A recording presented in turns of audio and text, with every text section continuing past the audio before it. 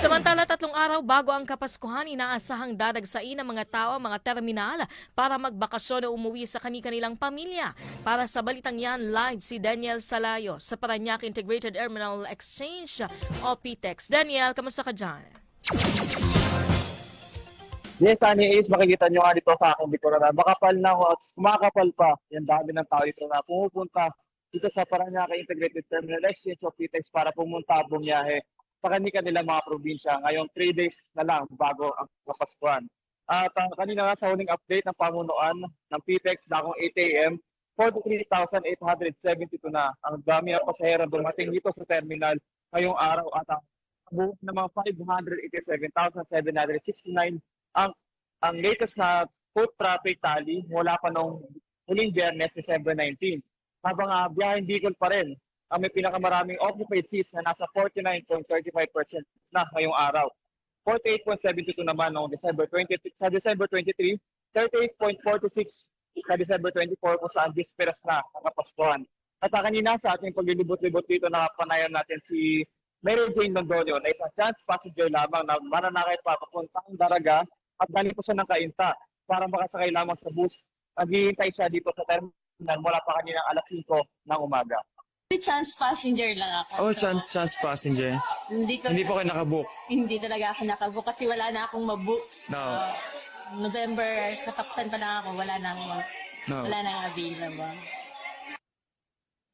Ayan, sa usaping seguridad naman, Ani at Ace, nakumpis ka na ng mga otoridad na napakaraming pinagbabawal na gamit gaya ng matatalim at maaaring masunog, gaya ng butane, ano. Nagbabala na rin sila na huwag na magdala ng mga pinagbabawal na material para hindi na maka-apekto pa sa dami ng tao dito at pati nasa inspeksyon na gagawin dito sa may entrance. Equip din ang ating pamunuan ng K9 units dito sa mismo entrances at nililibot din nila itong mga units na ito, no. Sa entrance, bukod pa sa entrances, nandito rin ang pwersa ng PNP, MMDA, pati na ng LTO para siguraduhin ang kaayusan sa mga ticket booths, sa mga bus at pati na sa pila ng mga babiyahe.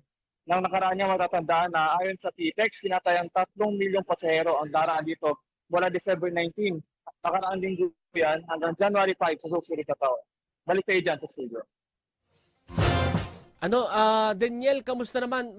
Yung palang binakausap mo, yung kanina pa lang ang medyo chance passenger, iba wala pa namang delayed or wala pa naman na hihinto mga biyahe? Yes, sa ngayon wala pa naman na yung biyahe, wala pa rin fully book na mga trips natin, lalo na sa mga punuan gaya ng Bicol at biyaheng Disney, ano.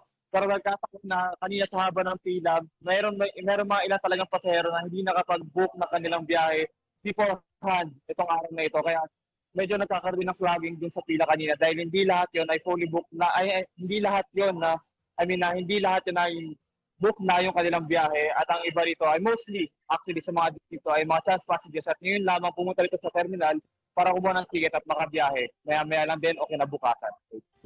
Alam partner, pag may extra budget ka, pwede ka dyan, Daniel, dyan sa 4th floor or 3rd floor, meron sila parang capsule, partner, na matutulugan. O baka mamaya ipuno na din, partner, kasi Ayun nga, syempre ang dami ng tao na dumarating. Oo. Doon sa lugar na kung nasaan si Daniel, medyo wala doon kasi kailangan na medyo tahimik para makapag-report siya. Yes, Pero yes, doon oo. sa kaloob-looban, Sa ticket booth, nakita alam nyo. na natin agad dahil talagang madami na ang mga chance Totoo. passenger, yung mga nakabook, pumupunta na agad ng maaga para hindi rin ma-traffic. Kasi ngayon, partner, yung traffic talaga nagbi-build up siya. Mga 10 a.m. hanggang sa gabi na no. So, mga umaga medyo okay pa yan. Kaya papunta pa lamang yung mga tao dyan sa PTEX. Yun. Tsaka pag-pray natin na walang bagyo ha.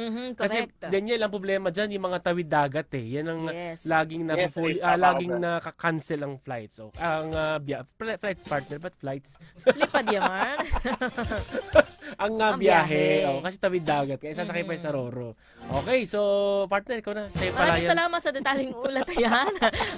Dami Daniel kong tanong. Salayo. Thank you, Daniel. Thank you.